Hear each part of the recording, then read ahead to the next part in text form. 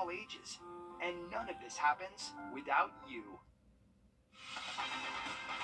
Live from Augusta, breaking news. We begin with breaking news live at 5. Aiken County deputies are helping public safety officers to investigate a shooting.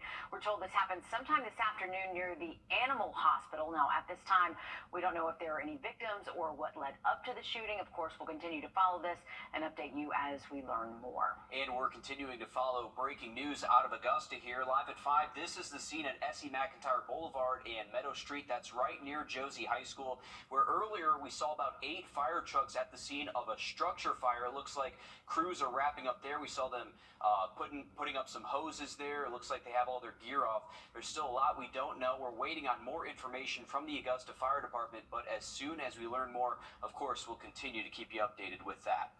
But first, new laws that could impact your child's education will soon take effect in Georgia. Today, Georgia Governor Brian Kemp signed 7 education bills. 7, including some to help teach the risks of social media in schools and to help teachers buy school supplies online. Our Sydney Hood is live at 5 for us in our newsroom. And Sydney, one of these bills has been a pretty hot topic for several years now.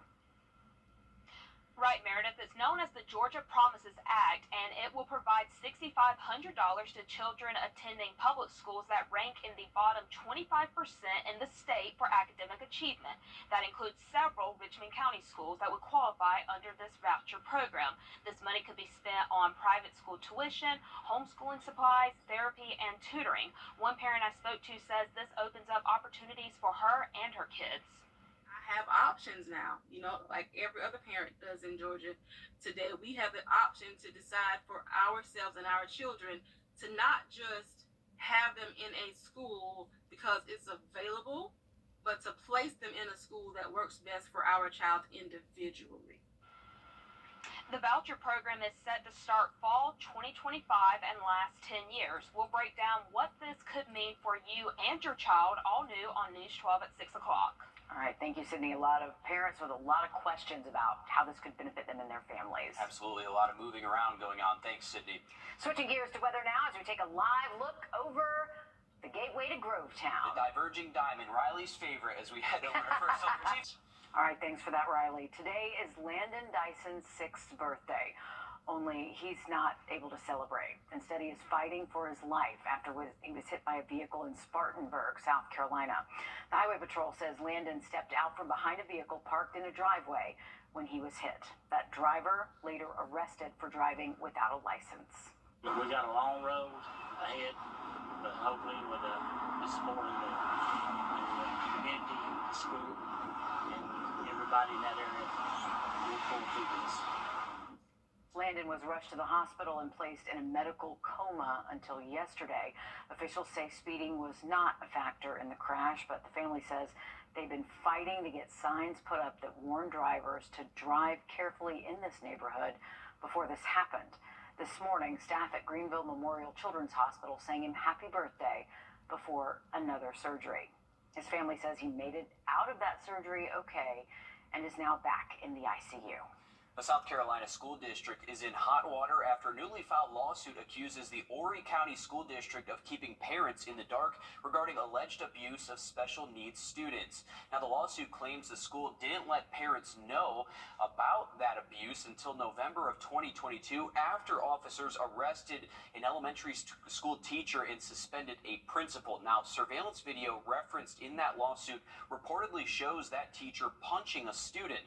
The suit claims the principal personally investigated complaints but never took disciplinary action against the teacher, putting student welfare at risk to protect her employee. Parents say they deserve to know. There's wrongdoing going on. School knows about it. There's conversation within the school administration about it, but the parents are left in the dark. The 4 families part of this lawsuit say they want it to be a wake-up call for the school district. Horry County Schools says it will not comment on pending litigation. Tybee Island leaders say this year's Orange Crush spring break event was much more tame than in years past, but the city says it still lost some money. It cost them big time, they say. Already, the city estimates $200,000 in damages thanks to unpermitted events. Now, thanks to a new Georgia law, the city can sue the promoters of these events that didn't have permits for damages instead of having taxpayers have to foot the bill. City leaders say one organizer has already been served, with more on the way. In just the last 2 decades, South Carolina has lost so much farmland it can nearly make up the size of the city of Greenville. It's a trend that state leaders say South Carolina cannot afford to continue if it wants to sustain the top industry, agribusiness. Our State House reporter Mary Green explains what's being done to try to turn this around. The governor, state lawmakers, and agriculture leaders gathered here at Cottle Farm, a family farm in Richland County, on Tuesday to celebrate a new law they say will be monumental for agriculture and its future in South Carolina. We are getting people coming in offering huge amounts of money for agricultural land. They don't really want to sell it because they would love to pass it on to the next generation and the next generation. But it's hard to turn down all of that money. A new law Governor McMaster ceremonially signed Tuesday is designed to give those farmers another option. The Working Agricultural Lands Preservation Act aims to protect South Carolina's millions of acres of farmland from development by establishing a new fund through the state's conservation bank. It'll give eligible farmers money in return for selling their development rights and putting their land in a conservation easement. That protects it from future development and industrialization while the farmers maintain ownership of the property. Then if they eventually sell the property, it has to remain farmland. In my mind, the state has a compelling interest in saving farmland so that we provide those funds for those families that are being pushed out in some instances, and they don't want to sell, but they don't have another way of doing it. And this new law will have to be funded through the state budget. There's $3 million for it in the spending plan senators are debating this week at the State House. Reporting in Richland County, I'm Mary Green. South Carolina's Commissioner of Agriculture says the state is home to around 23,000 farmers who create more than 250,000 jobs. Commissioner Hugh Weathers says that puts $50 billion into the state's economy each year. A growing hoax out of Savannah claiming there is a serial killer on the loose, but authorities disagree. We'll explain next. Riley? Well, speaking of serial killers, we do have a full moon tonight. Not sure if that's connected or not, but we do have the opportunity maybe for a couple showers late tomorrow. Have a look at that full forecast coming up. Time and Temp, brought to you by your First Alert weather team. I'm here with you. I'm Nora O'Donnell with the CBS Evening News.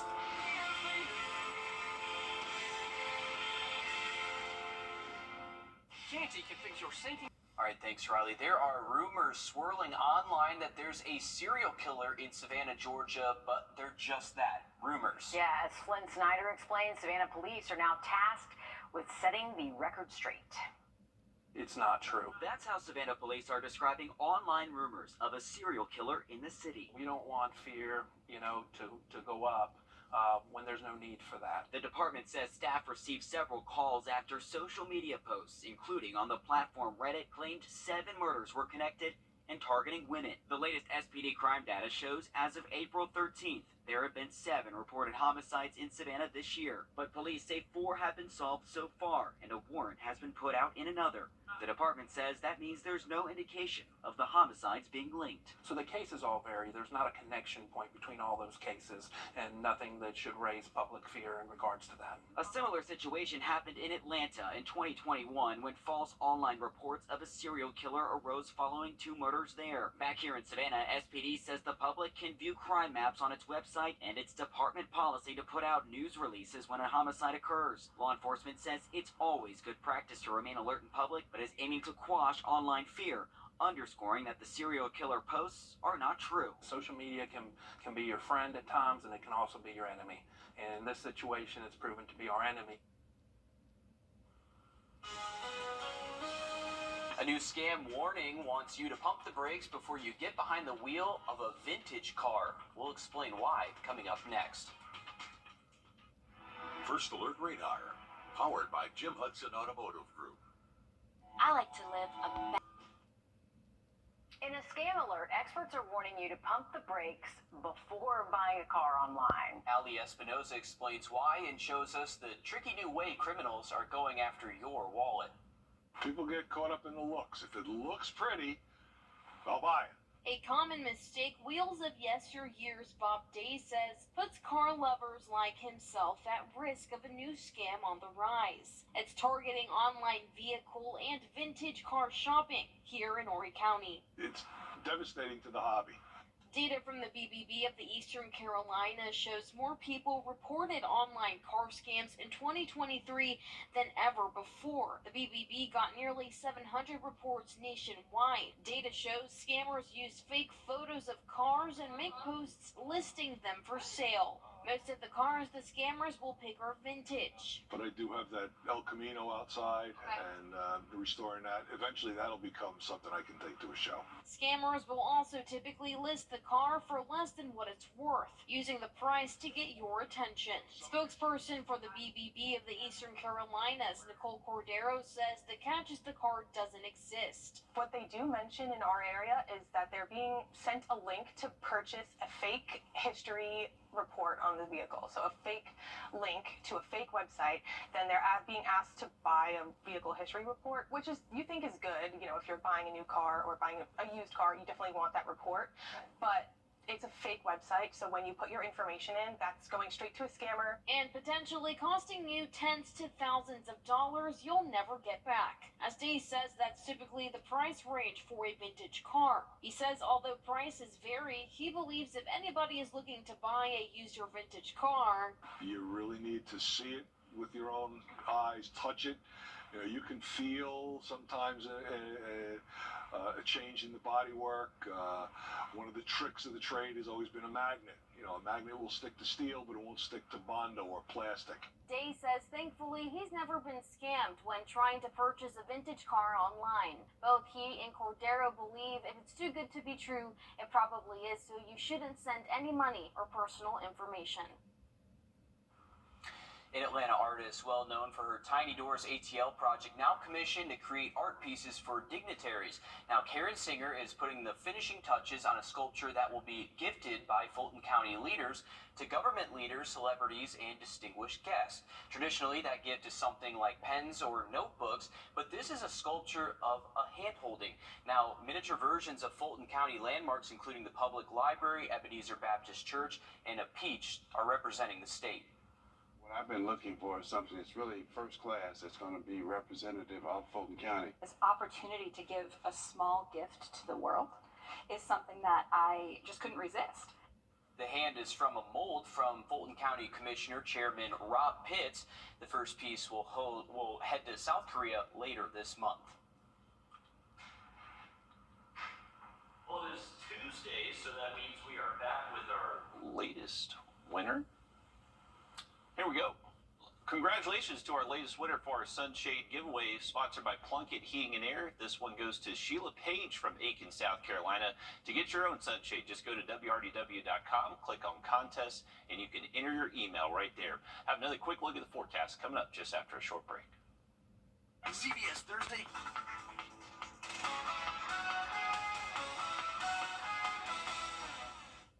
New rules in effect will make it harder for some people to get into the world's busiest airport. Access is now restricted in the airport terminals, on the plane, train, and in parking decks. That means access will be granted to ticketed passengers at Hartsfield-Jackson International Airport, people working there, people dropping off or picking up, and those doing legitimate business at the airport. Need to have a more secure environment to make sure you know who's at the airport. We live in a post 9/11 world, and so we need to make sure that we're secure in our facility. The topic came about as the homeless population became visible inside the airport.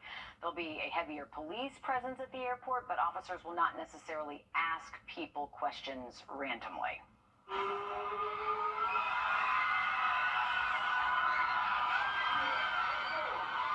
Charlotte, North Carolina high school getting a nice surprise yesterday afternoon. Rapper and Charlotte native DaBaby made an appearance at the school to reward those who were showing signs of academic improvement.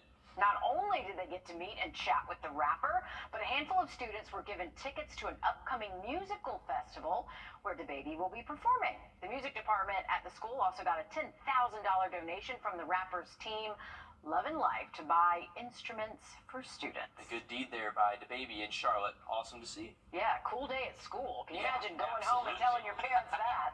This is pretty cool. That is awesome right there. Definitely made those kids' days and definitely giving back to his community up there in Charlotte. We have a beautiful day. And you'll never forget it. Roof Savers. Save your roof, save your money. When you visit or work with Parker's Kitchen, your support makes a difference. You've helped us rank as Best Workplace in America. None of this happens without you. Thank you. You're watching News 12 live at 5. Continues. The infamous Olive Road Bridge. It should open back up to traffic in the weeks ahead. Our last check when the bridge was closed in February after another hit. Yeah, yet another one. Here's the damage that shut down the bridge for its most recent repairs. Yeah, and as you can see right here behind us, the bridge looks a lot better than it did in the video that you just saw, but we've been waiting for months for this bridge to open back up again. In a few weeks, it should be open as our Craig Allison joins us live from the bridge now. Craig, what improvements have been made, and will it protect the bridge from getting hit again is the biggest question. It's a stronger foundation, but it's still the same shape and height clearance. After these beams on the bridge got hit repeatedly, the old logs and concrete needed to be reinforced. As you can see, people still taking time to read the signs. There's more signs over that way that need to be reinforced. But again, it's still the same laws that apply for any trucks that are not the average size of a regular car. Now, rail company CSX says this bridge and another in Athens, Georgia, are some of the most infamous for getting hit repeatedly. Well, this bridge looks complete and clearly operational since trains are using it again. We still have yet to hear back from CSX on an opening date for cars to pass underneath again. So for now, it's still a waiting game. We caught up with Augusta's Traffic and Engineering Department on these improvements and for updates on opening this roadway back up. They definitely improved the strength of the bridge. I think that it's going to work much the same way. I know they've already made a lot of improvements, and last I saw, they were making improvements not just to the bridge, but to the surrounding area with some landscaping and some grassing. So they're still working on it, and we'll still need to maintain the closure until we're sure that they're done and they're ready to reopen the road. Now, we've got some more all new on News 12 at 6 o'clock, but just real quick, you can see this truck turning right back around. Again, you pass through these signs. There's some more signs that'll turn you right back around. Please do not try to not read the signs. Please follow the signs. As you can see, this is a big issue for us here in Augusta. I think traffic and engineering would say the same thing about not reading the signs out there, because that's what's caused all of this mess from the very beginning. There are plenty of signs that talk about clearance, and yet people continually go under the bridge and continually hit it. We'll see if it can stand the test of time or another truck against that bridge, Craig.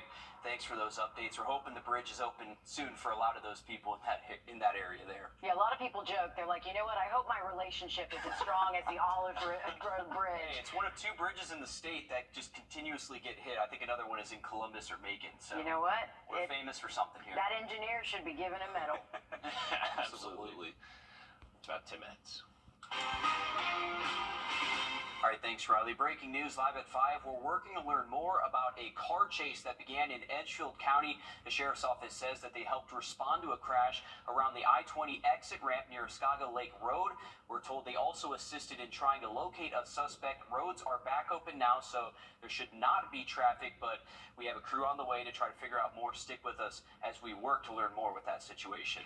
An update on some more breaking news live at 5. We're working to learn more about a fire on S.E. McIntyre Boulevard. We're learning that fire was at the Fellowship Baptist Church, which is near Meadow Street. Our crew on the scene there was just conducting an interview with someone who we believe is a witness to that fire. The fire department telling us no one was injured, but there was some damage to the church. Our crew on scene tells us the pastor is there now, and I believe that was the interview we were just seeing. Of course, we will get that for you as soon as we can. The GBI is investigating a deadly shooting in Millen. Now, this happened 9 last night on Corbett Street. Police say they found 39-year-old Robert Harrington with multiple gunshot wounds and another man shot. Investigators say the two got into an argument which ended with them shooting each other. Harrington died at the hospital. The other man is listed as stable. The investigation is still ongoing. And the Lincoln County deputies and Georgia State Patrol need your help finding a man who has been missing for 6 days. 24-year-old Dawson Lee was last seen Thursday. His car was found abandoned in Elbert County in the area of the Broad River Campground. He could be wearing glasses, dark-colored gym shorts, and a T-shirt. They say he was last seen walking on Lincolnton Highway. If you have any information, call law enforcement. And developing in the last half hour, Kevin DeLago has withdrawn from the race for District 1 Commissioner in Augusta-Richmond County. He says it's because of ongoing family concerns. 4 other candidates will still be on the ballot May 21st: Joe Ray Jenkins, Jordan Johnson, Kenny Osorio, and Matt Atkins. And big changes coming for Georgia families with school-aged children. Today, the governor signed bills approving statewide mandate literary testing and funding for school supplies. But one of the most controversial, money in the budget to pay part of private school tuition for students in failing public schools. Reporter Abby Kasoris tells us that all of this goes into effect next school year. In a crowd outside of the state capitol, we spotted Kimberly Leftwich and her daughter, Audrey Jane. Education is not one size fits all. We've shared their story before. Audrey Jane is dyslexic. She struggled in her large public high school, so her mom pulled her out, choosing a private school with smaller class sizes and more one-on-one time. I may not learn at the same rate as everybody else, so it's nice to be able to take that time and to maybe hone in on certain things that maybe I'm a little bit more confused on. The Leftwich family fought for years to help Georgia families like theirs. With dozens of pens at the ready, Governor Brian Kemp signed the Georgia Promise Scholarship Act. Next school year, students in the lowest performing schools can apply for $6,000 a year to pay for part of their private school tuition. They're really helping our kids in failing schools. Public school teachers like Lisa Morgan don't agree. She fought hard against the bill, saying those state dollars could improve failing public schools. Vouchers take funds that should be going to our public schools and give affluent parents a coupon for a discount on their private school tuition. Lieutenant Governor Burt Jones says Georgia families need another option. This year's $38 billion budget includes more funding for literacy programs, raises for teachers, and a school supply program to cut down on out-of-pocket teacher costs. My mother was a public educator for 30 years, so I'm passionate about that issue because, a lot of people think that because we're for school choice or parents having options that we're against public schools. The governor making his way through some big bills passed here this last session. He has exactly 2 weeks. If he doesn't sign a bill, it still becomes law, but he does have veto power, and we haven't seen him use it just yet. In Atlanta, I'm Abby Kasoris. A renewed energy surrounding the WNBA leading to sold-out ticket pre-sales for a regional team. Just ahead, how it's energizing professional players. Riley? Well, we have an absolutely gorgeous day across the area. Temperatures in the 70s, lots of sunshine. Some slight changes heading our way tomorrow. We'll have that full forecast just after the break. Time and Temp, brought to you by your First Alert weather team. Introducing the warm up as we get towards the weekend. Afternoon highs getting into the low 80s Saturday and Sunday. There's not necessarily a ton of rainfall in the 7-day forecast, though. So if you have outdoor plans, I would keep them. Maybe there's a stray shower between Friday and Sunday. A very weak front's going to be dissipating, but overall, mostly dry for a good while. Well, there's a lot of buzz surrounding the upcoming WNBA season as college superstars draw in millions of new viewers. And in Atlanta, it's no different. As Chelsea Beamfor explains, the professional team Atlanta Dream is seeing the effects of this new energy surrounding the sport. We've watched a lot more this year because of all the hype going on. Women's basketball is having a moment, drawing in millions of viewers during this year's NCAA March Madness tournament. They were playing in some areas even better than the men. I like the way they handled the ball. I like the way that teamwork was going. Stars like Iowa guard Caitlin Clark, South Carolina's Camila Cardoso, and LSU's Angel Reese smashed collegiate records and brought a new energy to the game that's now spilling over into the WNBA. This year is unlike any other. The phones are ringing off the hook. Atlanta Dream president Morgan Shaw Parker says as of Monday morning, 5 home games are already sold out, along with all season tickets. The pre-sale started Sunday, but some fans took to social media saying they registered for the early access tickets but never received a code. We are excited that there's so much demand, and we understand that some people didn't get the text message. Everyone got an email, but not everyone got a text message, and so we're looking into that to figure out why that happened. It's part of the growing pains of a growing sport. I would love to go to a game, but it's hard. Probably it's gonna be hard now to get tickets now that they're on the map. Parker says the Dream also implemented geolocation services during the pre-sale to try and prevent out-of-state brokers from buying tickets in bulk and hiking up the resale price. But she says anyone who attends a home game can expect the energy to be off the charts. Because no matter if it's Indianapolis or if we play Chicago or if we play DC, you are going to get a great product on the court. You're going to get the same exact energy, and I think you're going to walk away saying, wow, I had no idea. I have to come back again. An update to that church fire on S.E. McIntyre Boulevard that we were telling you about. That fire was at the Fellowship Baptist Church of Augusta, right near Meadow Street. Now, the pastor tells us one of the buildings that caught fire was a storage building. He says the other building with damage was their fellowship hall that they were renovating, but none of that damage got inside the fellowship hall. It all stayed on the outside. The fire chief says the cause of this fire is still under investigation. You can see the crews there still on scene, checking out that damage there, seeing the extent of the damage there, but it sounds like everything was okay for the church, just with permanent damage. Yeah, and the good news, no one was hurt.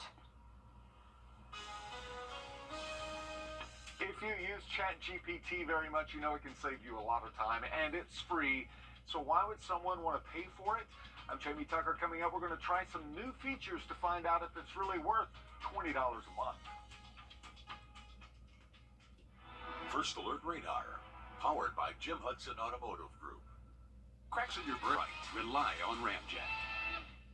AI assistants like ChatGPT, for example, are now used by teachers, students, business owners, and even computer programmers. And ChatGPT is free. But there are alternatives to ChatGPT that you can pay for. Our consumer tech reporter Jamie Tucker takes a look at if they're worth it. What the Tech, sponsored by Augusta Preparatory Day School. You can find ChatGPT just about everywhere, but now there's ChatGPT 4. Google uses it in a program called Gemini. Microsoft has Copilot, and it's $20 a month. Is it worth it? If you're a Windows PC user who does a lot of things in Word, Excel, Teams, and PowerPoint, you'll be impressed with Copilot, as it works well with the Microsoft 365 family and programs.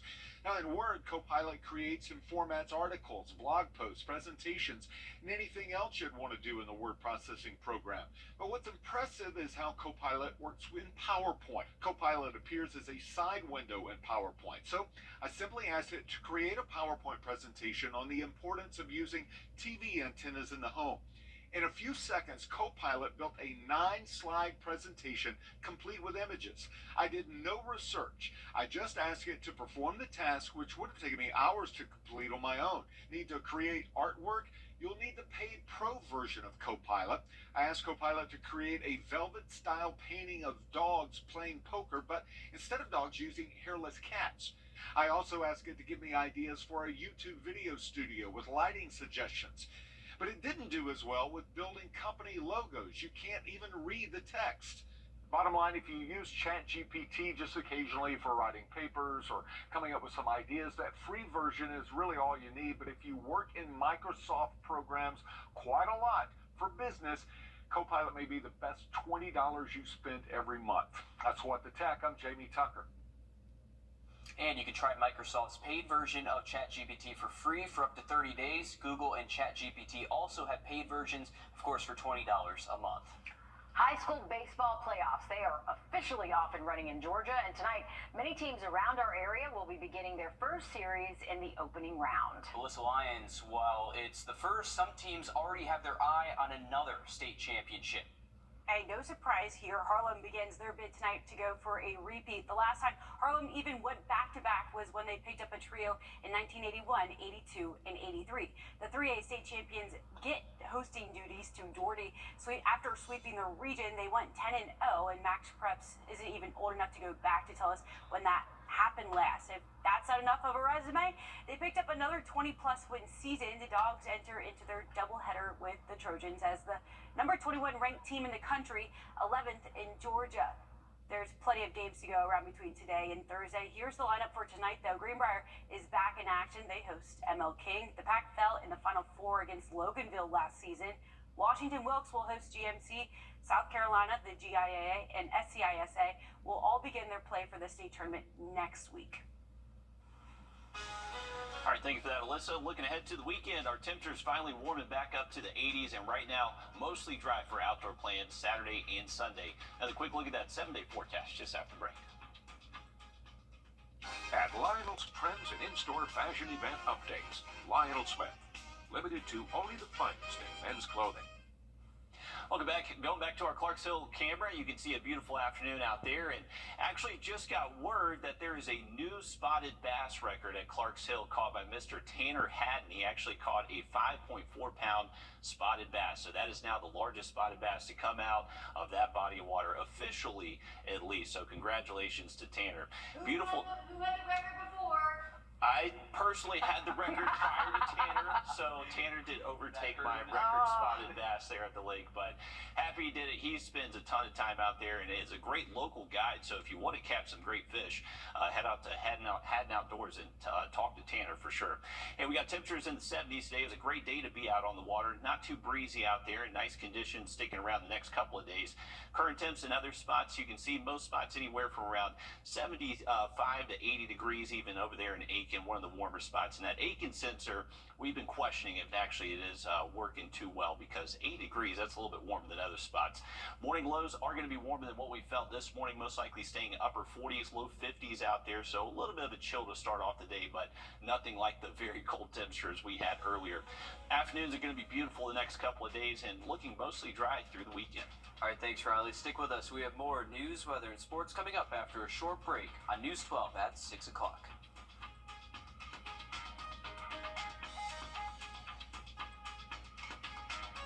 I'm here for you. I'm Nora O'Donnell.